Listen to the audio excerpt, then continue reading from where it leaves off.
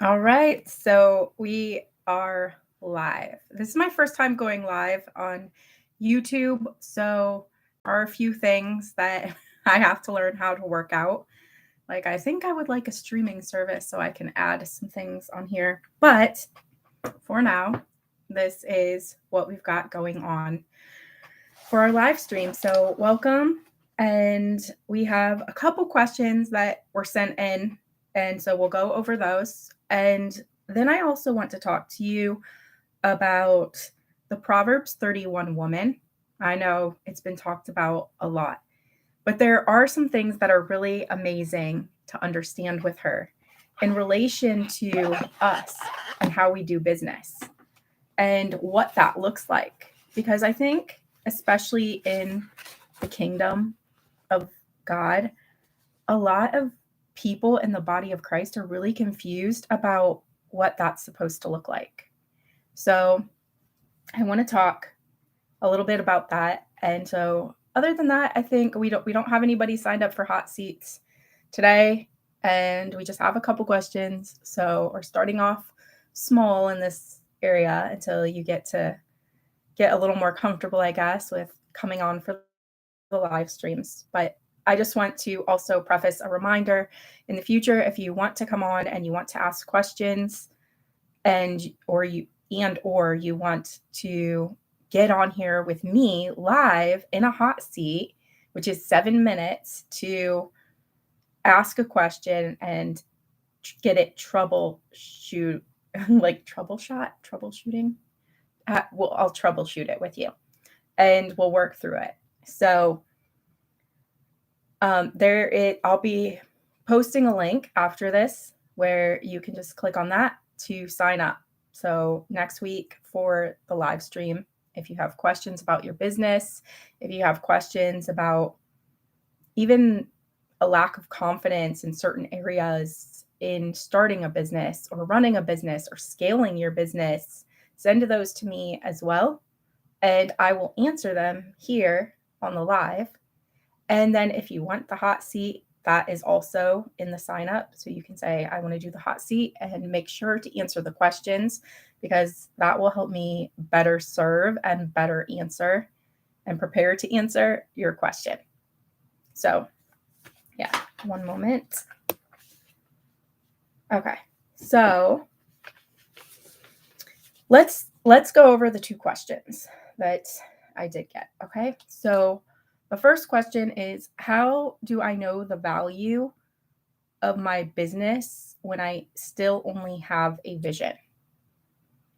So it's a process. It's like we've talked about before. We're going to talk about a lot more in the upcoming videos, but it's a process of learning to come into the understanding of your worth and value.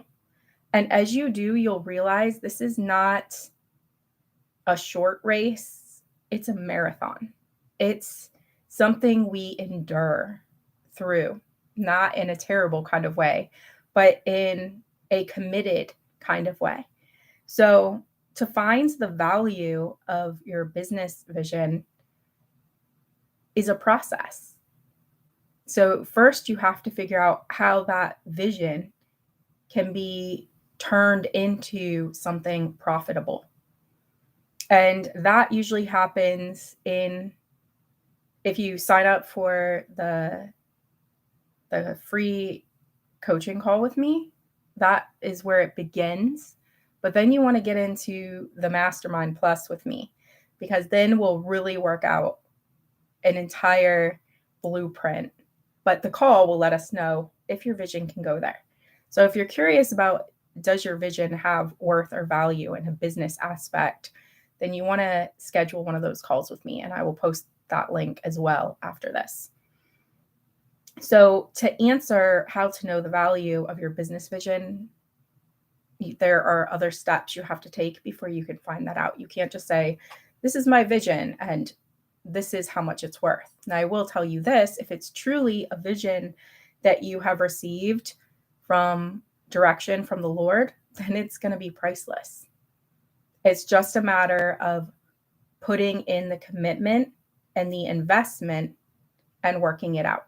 And that's why I want to talk about the Proverbs 31 woman later in a little bit, because she was willing to put in that commitment and that investment into what she was doing to grow her business and to grow her vision. And we have to be willing to do that too. It's so interesting to me because so many of us are so willing to sign up for college, put the money down, make big payments on it, and not even know exactly where we're going with it. But then you have this vision and this passion and this direction you want to go in. But by then you've probably been hurt so many times by investing in things that were not good to invest in, that now you don't have that confidence to invest. So you need to talk yourself through that. Sit down with a pen and paper and say, okay, here's the vision I have. This is how much I know it's from the Lord, and this is how much I'm going to invest into it. And this is how committed I am to it. And I am determined I will make it succeed. And that's that. There is no fail then. And you can fail many times, but that failure is just another step toward you succeeding because you're learning from it every time. So that was the first question, and I hope that helps. I know that wasn't exactly what you were looking for, but it's a process. So the second question is, I have a vision to serve people, but I don't know how to turn that into a business. So your vision can be turned into a business. Yes. But it is a process that if you get on a call with me, you can get a better idea of how that works. But basically, you have to clarify things. You have to clarify who you're serving. You have to clarify what their pain point is. And you have to clarify how your vision is going to solve that pain point for them in a way that will give them a high value transformation. And when you can clarify those things, now you know you have the beginnings of a business. All right, so let's get into Proverbs 31. I made some notes, so that's what I'm looking at over here. So I want to read Proverbs 31 first. Oh, and I'll read the notes as I go along. So starting in Proverbs 31, verse 10, it says, "Who can find a virtuous wife? For her worth is far above rubies. The heart of her husband safely trusts her, so he will have no lack of gain. When her husband trusts her, a woman, when she feels as if she's trusted, she starts walking in the fullness of her value, the fullness of her worth. And that is so important for husbands to know and for wives to know. But also, if you don't have a husband, the Lord is your husband and he trusts you. He's entrusting you. By putting you here on this earth with the vision that he gave you, he's entrusting you with that vision. How will you invest it? It goes back to the parable Jesus told of the servants with the talents. How did they invest in those talents that the Lord had given them? You have talents. Your vision is a talent. Are you going to bury it? Or are you going to invest it into more so that you can grow it for the kingdom? And that's a choice you have to make. It does help to know that you're trusted and the Father trusts you, or he wouldn't have given you the vision. So he will have no lack of gain. She does him good and not evil all the days of her life. She seeks wool and flax and willingly works with her hands. So she is shopping for and investing in wool and flax. These are things that she's going to need to create her products. These are things that she's going to need to sell her products. Even if your product is virtual, there are things you have to invest in to create it and to sell it. And that includes knowledge and training and accountability and instruction, and then platforms and more training. And so you have to be willing to seek that training. If you're willing to go seek that training and those things that you need to build your business, that's the first step. She was willing. And so she sought it. And it says she was willing to work with her hands. So she already had made the commitment in her mind. I am going to do this. When we're willing to do something, we commit to it. When we're willing to marry someone, we're committed to marrying them. When we're willing to work somewhere, we're committed to working there. When we're willing to help someone with something, we're committed to helping them.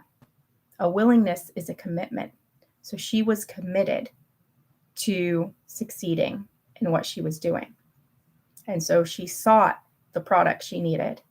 And then she was willing and committed to work with her hands to make it happen. She was invested in her mind.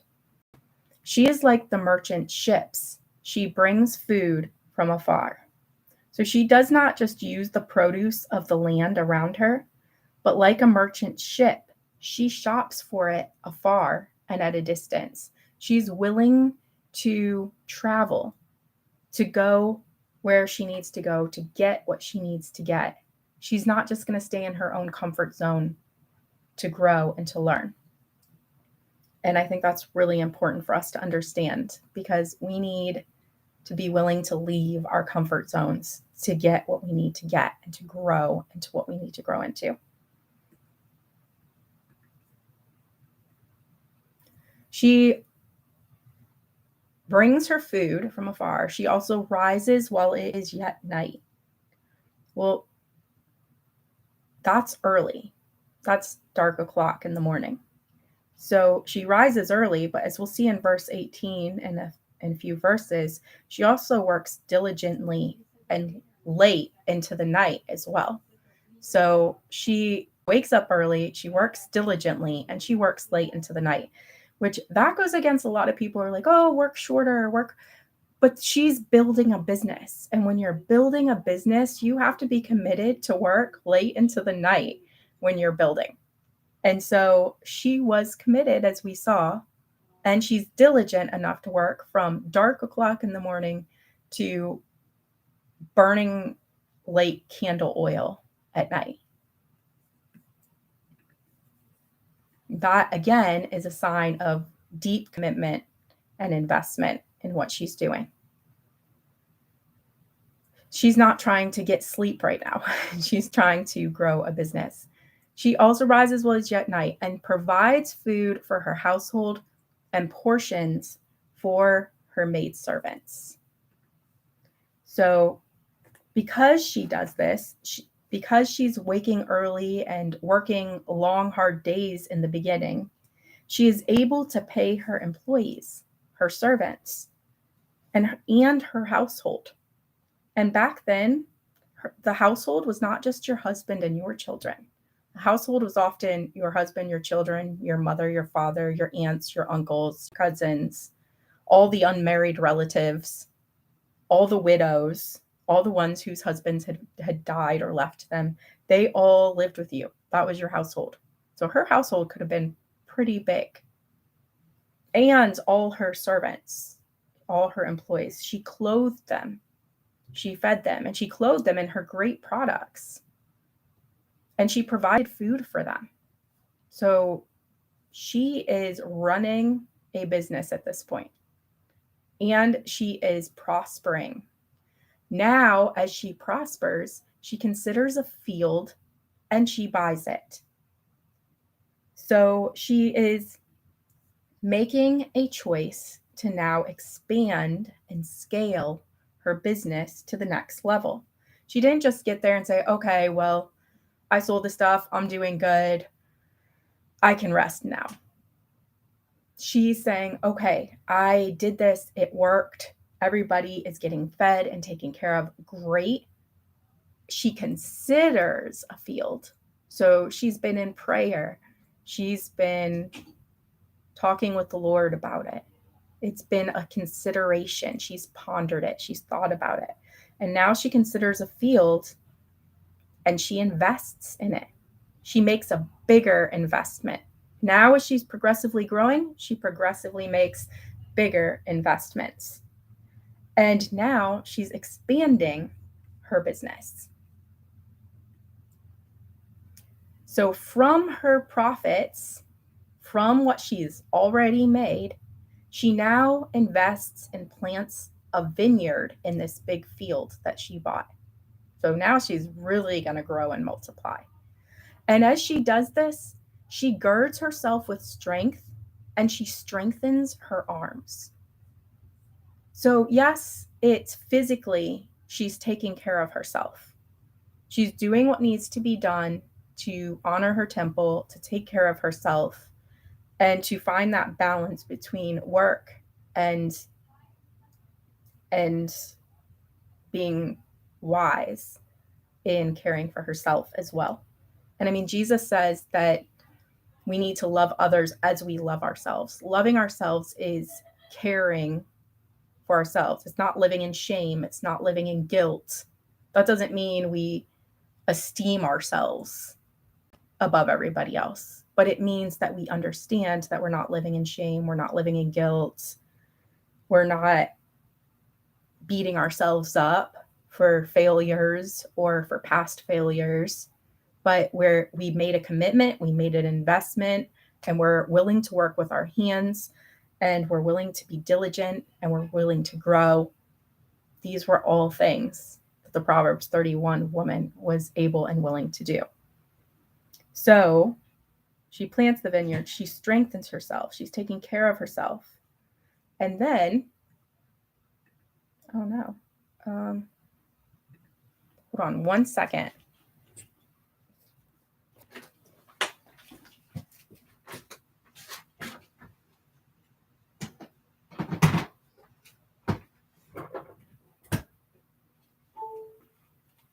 Okay.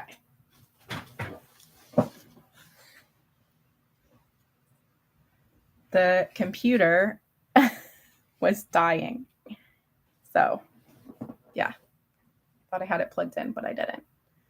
So, let's see. So now, let's go read again. So she strengthens herself. Now, as she's strengthening herself, she's scaling her business. She's succeeding greatly. Now she perceives that her merchandise is good. Now she's acknowledging that what she has done so far is good. Now, some of us might say, well, so what? She became full of herself. She became prideful. She became arrogant. No. She saw that the work of her hands was good, and she acknowledged it. Again, that's how we love ourselves and love others as we love ourselves. You can't, if you truthfully see what somebody else is doing, saying, wow, you're doing good, but really you don't know how to tell yourself you're doing good when you're doing good, then you're being a hypocrite when you tell that person they're doing good, because honestly, you're probably jealous of what they're doing. Not that you actually believe they're doing good or care that they're doing good.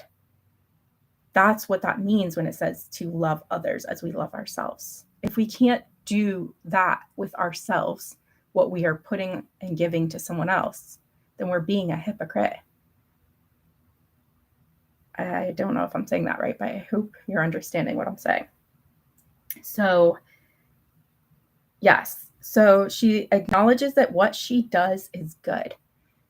I think that's so amazing too, because I think of Genesis when the Father was creating the world in 6 days, that every time he created something, he would sit back and ponder and look at it and say, and it is good.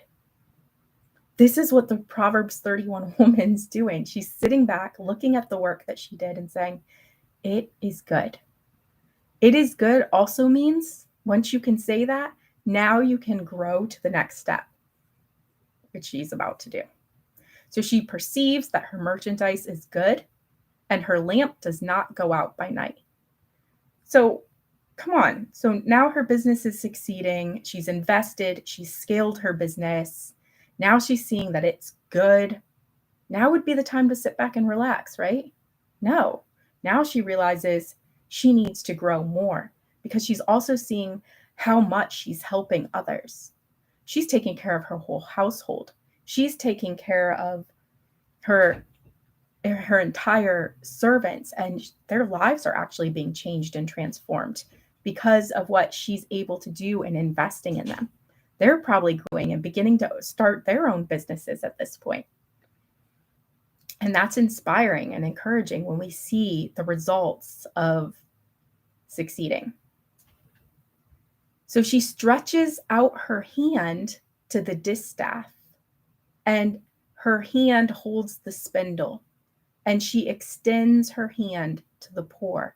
Yes, she reaches out her hand to the needy. Now remember, she's making clothes. She sought wool. She sought flax. She's creating a high-end quality clothing line. That's what she's doing. And now she's clothing her household. She's clothing her servants.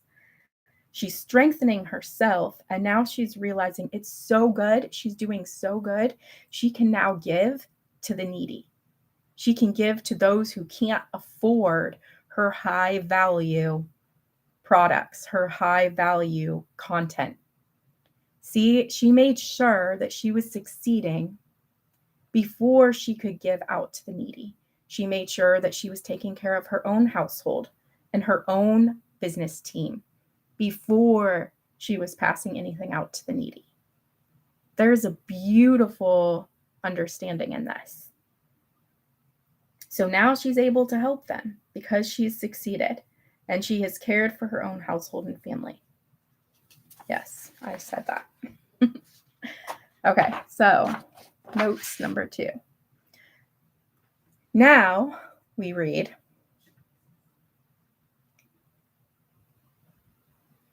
now she is not afraid of snow for her household, for all her household is clothed with scarlet. She makes tapestry for herself, and her clothing is fine linen and purple. She doesn't fear the coming bad weather because she has not only clothed her family in well-constructed clothing, but it's royal, it's wealthy, what she has created. It's not minimal, it's not cheap, it's not just getting by. She has literally clothed them in the best. The red and the purple colors were colors that only the royal and the wealthy could wear.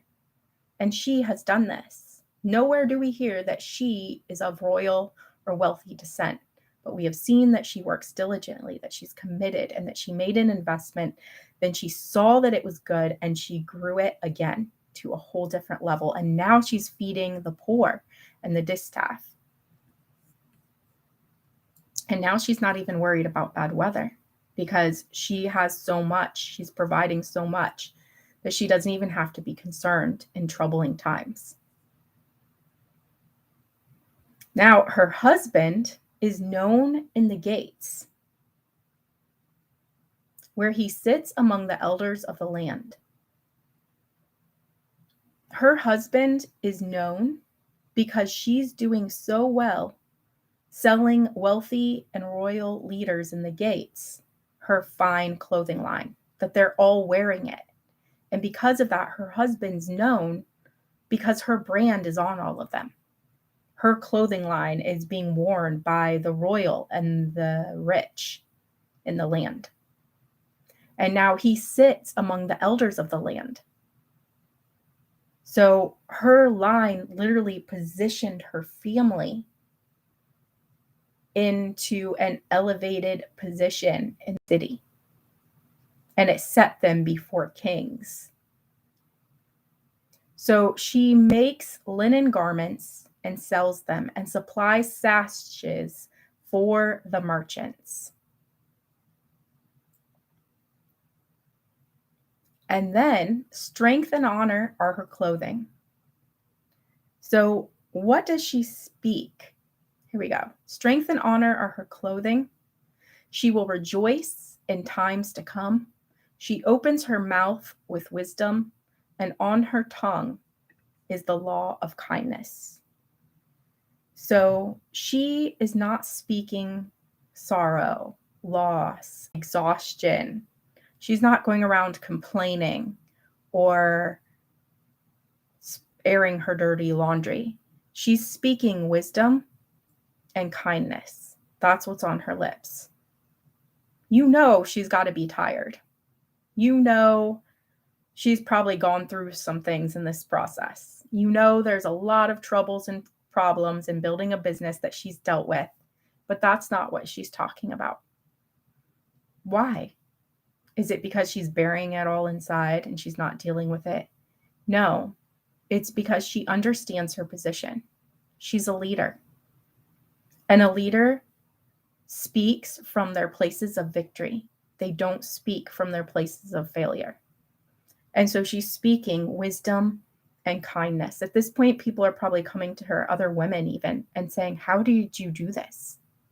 How are you doing this? Like there's snow now and things are hard and nobody's able to even afford food, but you're able to afford food from far away. And now you're sitting at the king's table and the prince's tables. How are you able to do that? And so instead of bragging or talking about how hard it all was, she's sharing wisdom and kindness with them. Now she's teaching what she learned how to do with others. So she's sharing that wisdom and that kindness.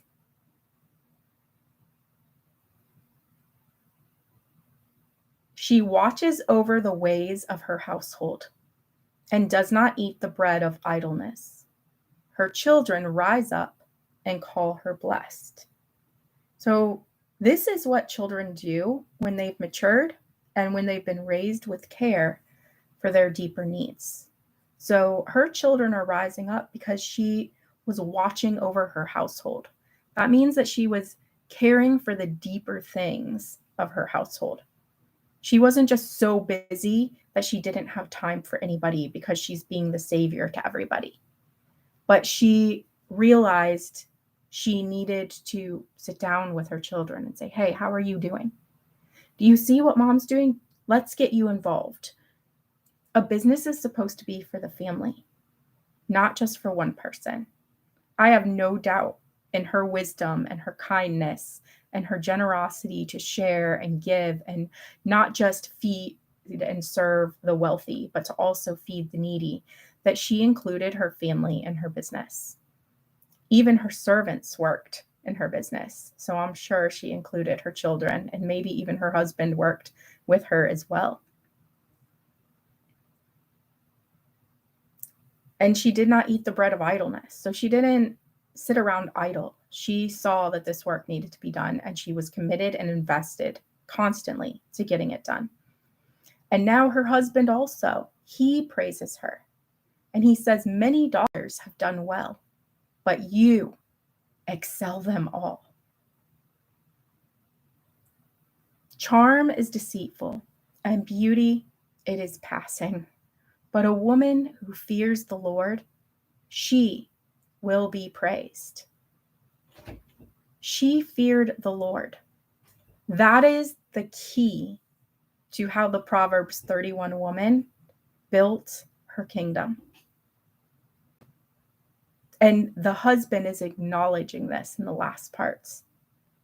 But this is the key to her success. She feared the Lord. She didn't fear man. She didn't fear famine. She didn't fear everybody who was probably gossiping about her in bad ways when she first began her business. Did you hear about the Proverbs 31 woman? She's out there hustling like a man. She's working like a husband. She doesn't know her place. She doesn't know what she's doing. But her husband praises her in the gates, which means he declares it to everybody. And he says, what a beautiful thing that she's done.